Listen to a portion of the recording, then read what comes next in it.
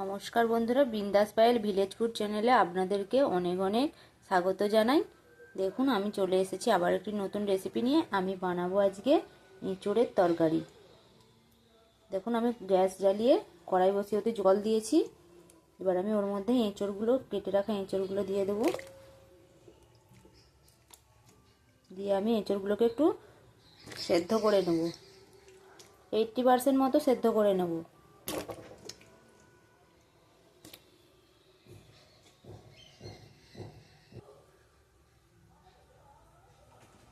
কিছুটা দিয়ে দিচ্ছি হলুদ এঁচোড়ের মধ্যে।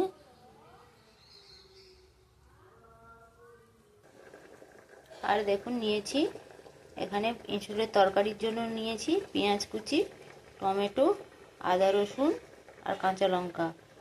আমি এই সবগুলোকে পেস্ট বানিয়ে নিচ্ছি একসঙ্গে। দেখুন বন্ধুরা, এঁচোড় কিন্তু আমার সেদ্ধ হয়ে গেছে। এবার আমি এঁচোড়গুলোকে তুলে নিচ্ছি একটা পাত্রে।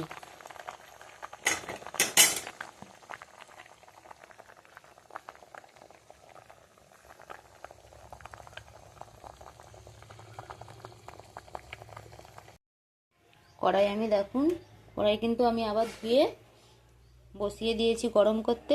এবার এর মধ্যে দিয়ে দেব তেল।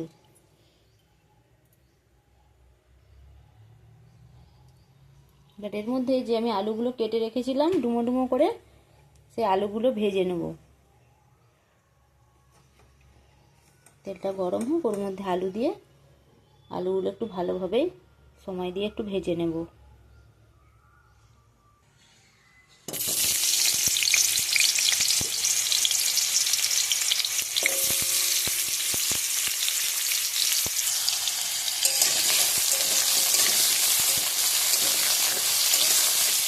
এর মধ্যে দিয়ে দেবো একটু নুন,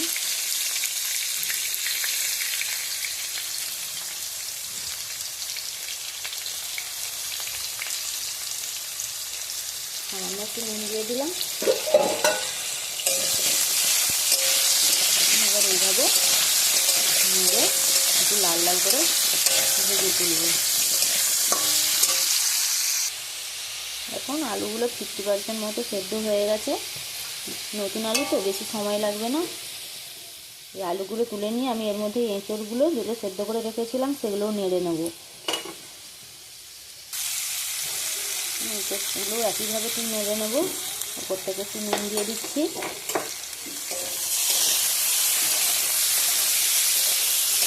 এঁচোড়গুলো খুব বেশি না, একটু হালকা করে ভেজে নেব।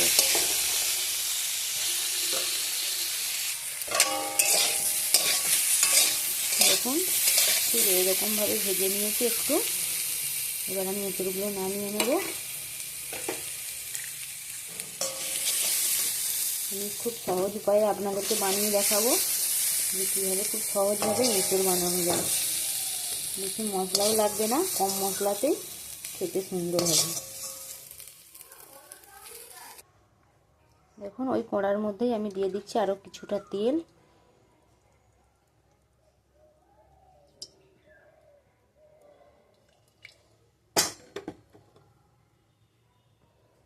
তেলটা একটু গরম হোক, দিলে ওর মধ্যে আমি ফোড়ন দেবো। দেখুন, ফোড়নের জন্য আমি এখানে নিয়েছি একটা তেজপাতা, একটু 5 ফোড়ন, শুকনো লঙ্কা, দারচিনি, এলাচ আর লবঙ্গ নিয়েছি। এগুলি আমি দিয়ে দিচ্ছি তেলের মধ্যে।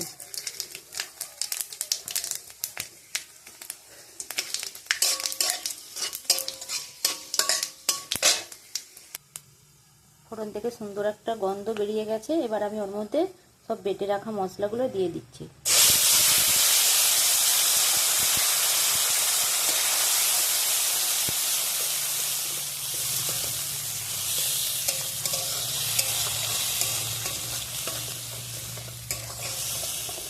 এইভাবে নেড়ে মশলাটাকে ভালোভাবে কষতে দেবো। একটু কষা হয়ে গেলে তারপরে আমি ওর মধ্যে সব মশলা দেবো। দেখুন, মশলা থেকে আমার একটু একটু তেল ছাড়তে শুরু হয়েছে। এবার আমি ওর মধ্যে সব গুঁড়ো মশলা দিয়ে দেবো। দেখুন, আমি এখানে নিয়েছি হলুদ গুঁড়ো, লঙ্কা গুঁড়ো, কাশ্মীরি রেড চিলি পাউডার, চিনি নিয়েছি, নুন, ধনে গুঁড়ো, জিরে গুঁড়ো, সব কিছু এই মশলার মধ্যে দিয়ে দিচ্ছি। দিয়ে আবারও ভালোভাবে কষতে থাকবো। যখন পুরোপুরি একবারে তেলটা ছেড়ে দেবে মশলা থেকে, তখন আমি ওর মধ্যে এঁচোড় আর আলুটা দিয়ে একটু কষিয়ে নেব।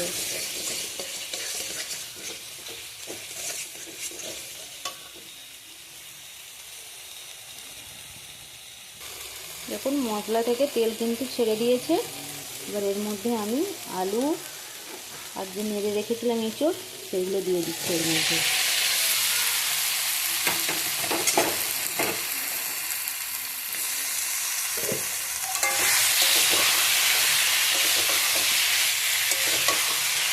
মশলার সাথে একটু কষিয়ে নেব, দিয়ে তারপরে এর মধ্যে আমি জলটা দেবো।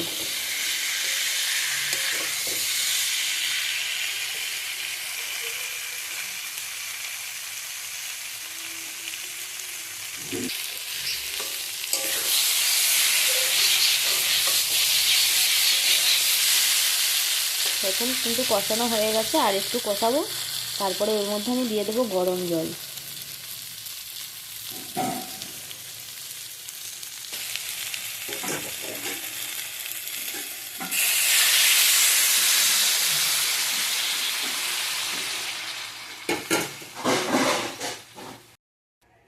দেখুন জল দিয়ে দিয়েছি।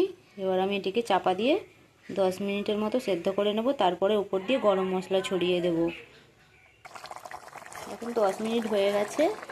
এবার আমি একটু দেখে নেব আলু আর এঁচোড় সেদ্ধ হয়েছে কিনা। এখন আলু পুরো সেদ্ধ হয়ে গেছে, কারণ নতুন আলু তো তাড়াতাড়ি সেদ্ধ হয়ে যায়। আর এঁচোড়ও আমার পুরো সেদ্ধ হয়ে গেছে, নরম এঁচোড় ছিল, তাই খুব সুন্দরভাবে সেদ্ধ হয়ে গেছে। এবার আমি ওর মধ্যে দিয়ে দেব গরম মশলা। এখন আর দিয়ে দিচ্ছি কাসুরি মেথি।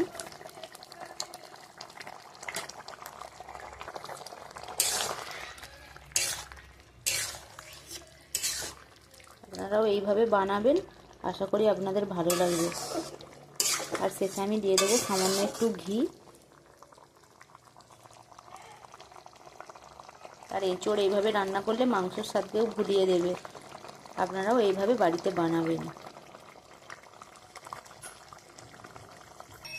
দেখুন নামিয়ে নিয়েছি। এবার এর মধ্যে আমি উপর থেকে দিয়ে দেবো ঘি, সামান্য ঘি দিয়ে দিচ্ছি। দেখুন আমার এই এঁচোড়ের রেসিপি যদি আপনাদের ভালো লাগে, তাহলে অবশ্যই একটি লাইক, কমেন্ট আর শেয়ার করবেন। আর ভালো লাগলে সাবস্ক্রাইব করে পাশে থাকবেন।